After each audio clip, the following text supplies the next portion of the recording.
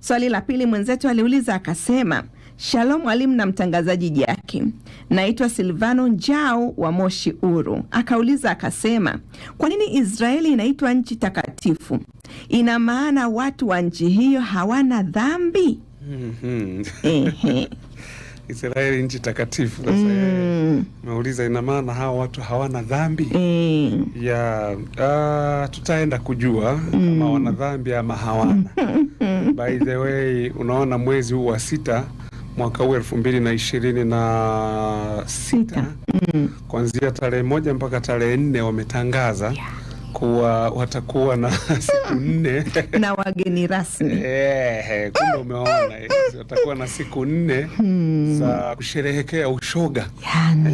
Kwa hiyo sasa hayo tutaangalia, lakini sasa na swali aliloliuliza maana hata wageni rasmi tutawaona sasa. Nchi takatifu hii. Ilikuwa nikutafuteni kuulize nini kinaendelea hapo. Kwanza Israeli inaitwa nchi takatifu kwa sababu ndio kitovu kikuu cha mikutano ya kimungu na historia ya Biblia, ambayo sasa inachukuliwa kuwa takatifu na dini ya Kiyahudi, dini ya Kikristo na dini ya Kiislamu. Dini zote tatu zinatambua kuwa Israeli ni nchi takatifu.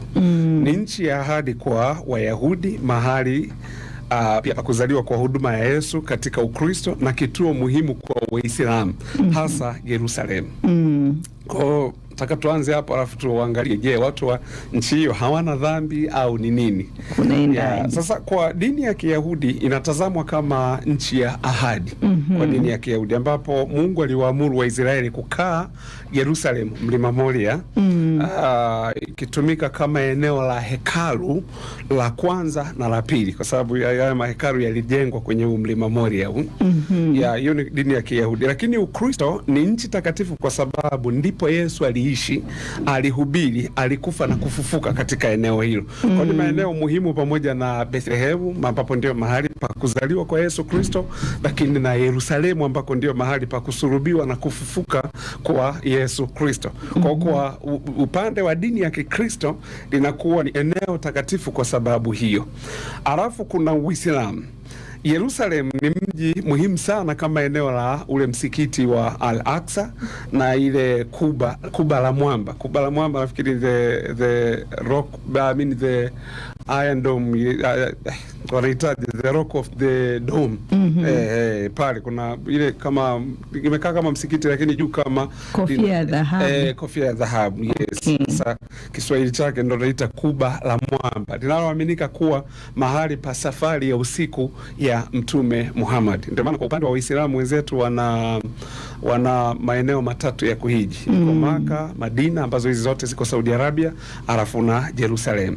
Lakini uhusiano wa kiungu inafafanuliwa kuwa nchi iliyotengwa au takatifu kwa sababu inaonekana kama mahali pa kukutana kati ya mwanadamu na Mungu. Ndio maana unaona mpaka leo hii watu wengi bado wanaenda kwenye ule ukuta uliobakia ule wa ile hekalu la Suleimani, wanaenda kuomba pale wakiamini kuwa ukiomba pale basi maombi yanafanyaje, yanaenda moja kwa moja.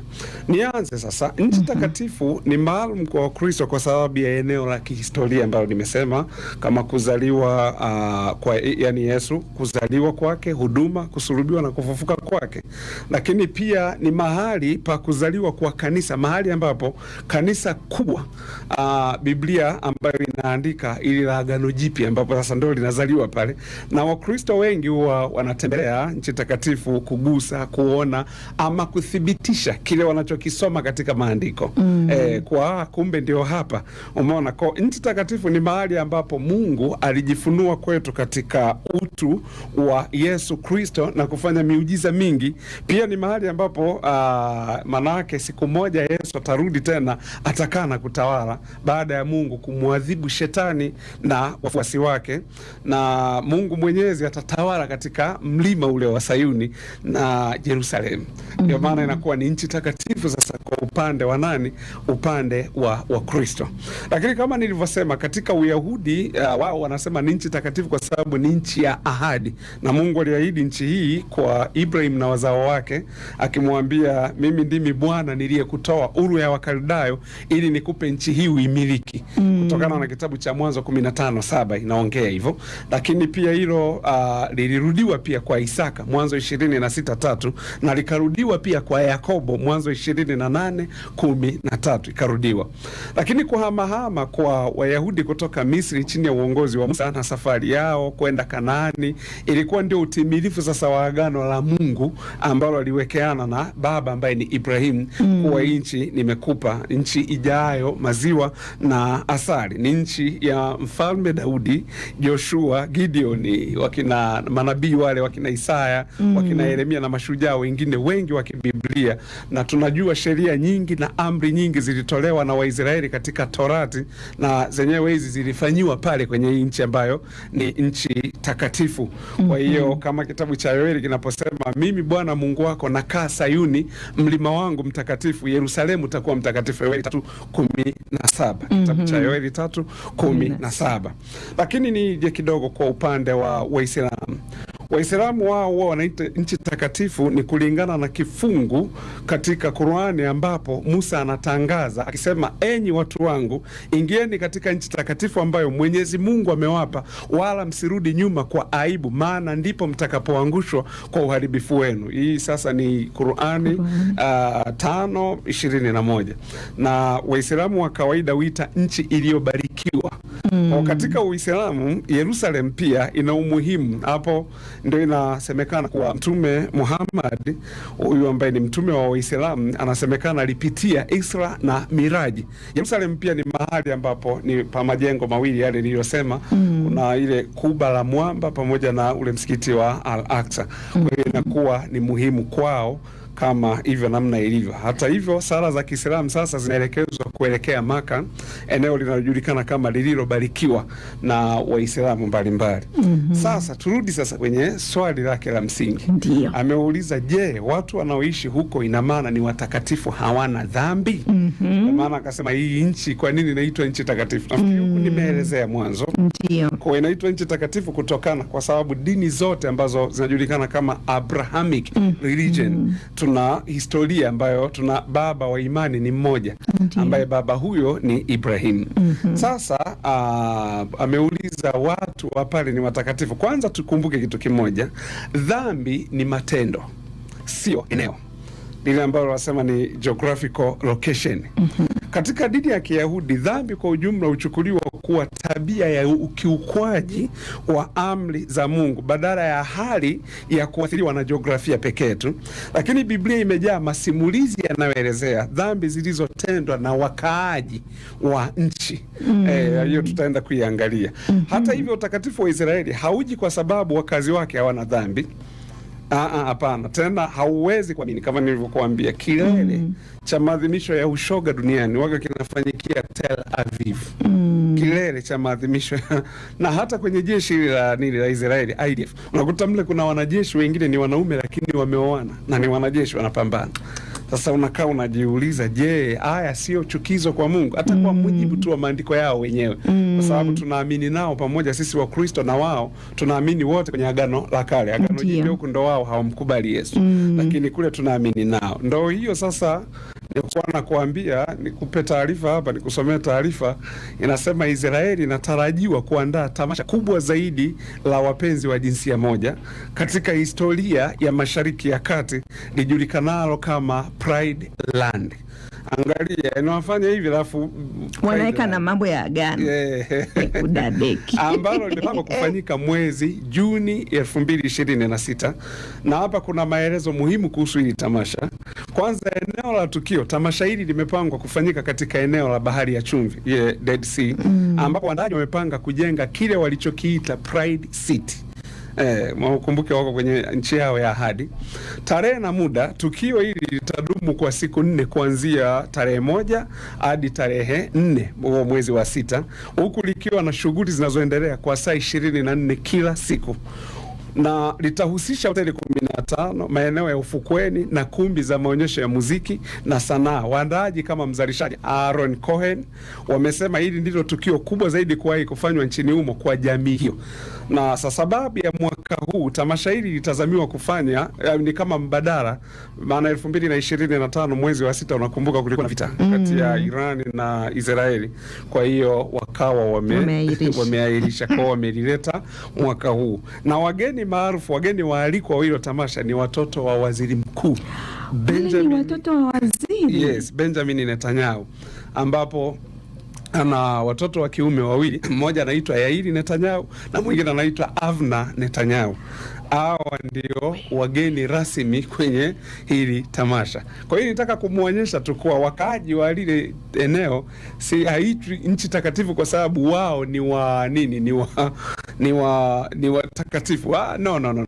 Isipokuwa tu ni kile ulichokuwa umekiongea wiki iliyopita kuwa ajua sasa kwa sababu vimejijua vyenyewe ni festival kwa Mungu. Kila kitu wanaona ni haki yao.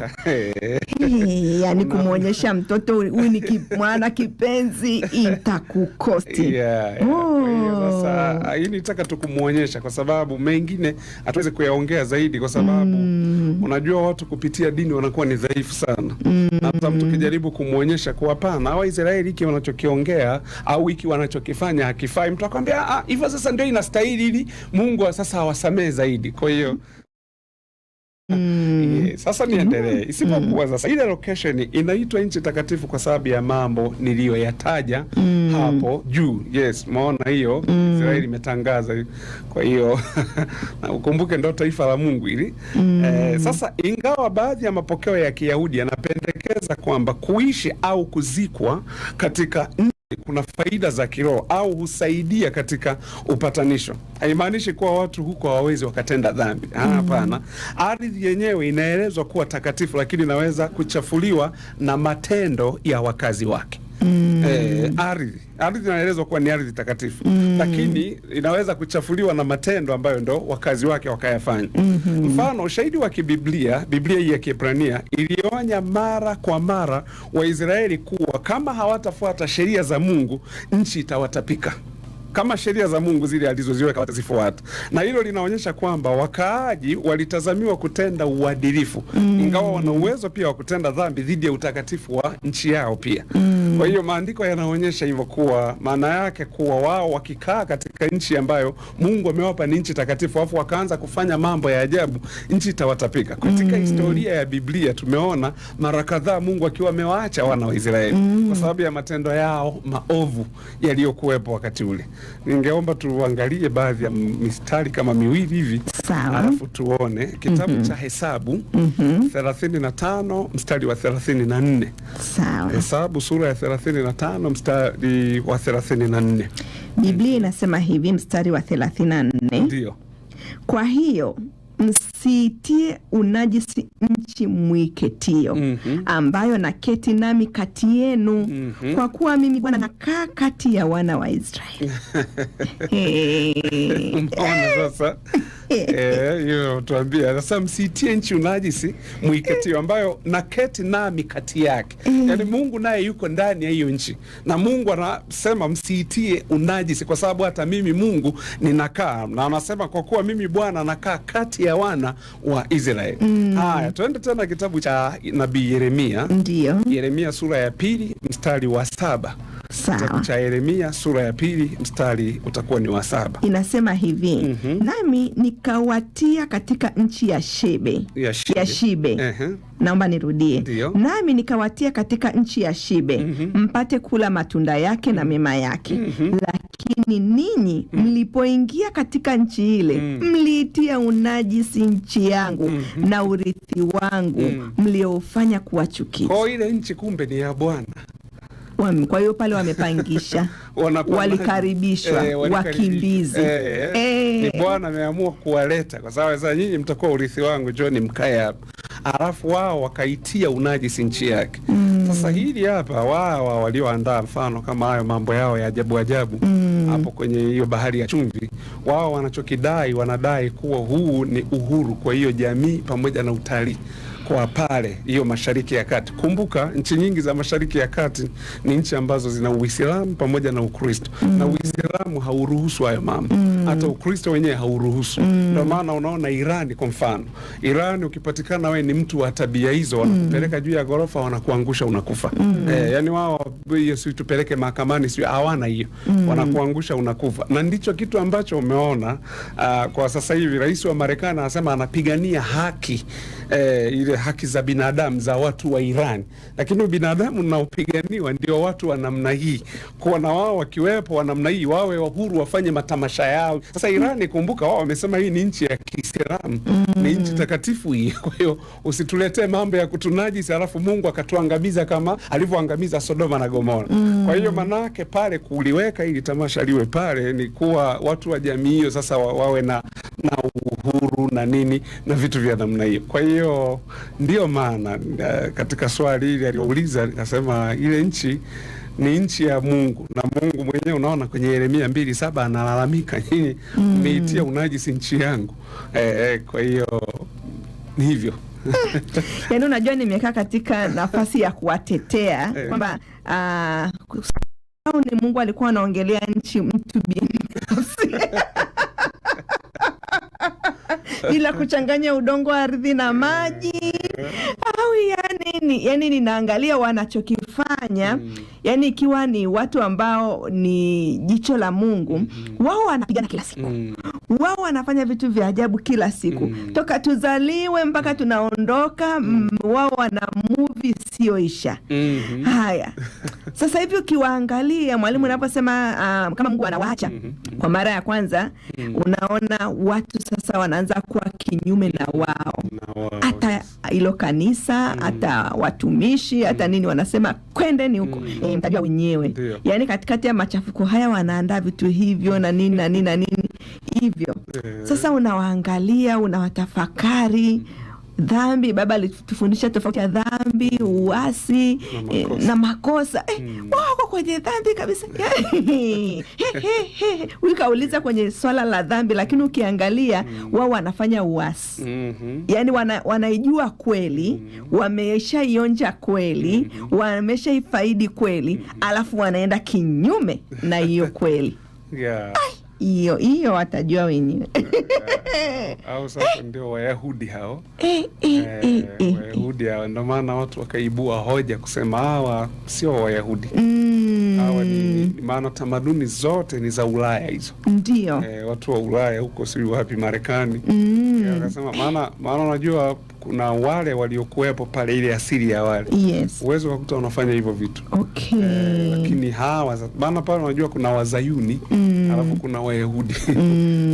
Kwa mtu aelewe hilo jambo. Kwa hiyo ndio maana sasa yote kwa yote ndio maana tunawaombea. Ili Mungu awape neema ile ya kumjua Yesu Kristo. Kikubwa tu ukimkataa Yesu Kristo yote haya utayafanya. Ila kwa kweli kwa picha tuliyokuwa nayo walipaswa kutuonyesha mfano mzuri sana kwamba Mungu ni wa aina gani, wa kuogopwa hata kutetemeka. Lakini kwa wao wanatuonyesha ana mtoto wa mgongoni na wa tumboni. Wewe fanya uone moto wake. Lakini ona mimi nafanya na wala. Lakini si kwamba Mungu amefunga macho. Baba kuna wakati alitufundisha huwa anashuka anaangalia vitu vyake alivyoviweka. Alafu ndo mnaanza kufukuzwa. Kwa hiyo mfukuzo utakuja tu.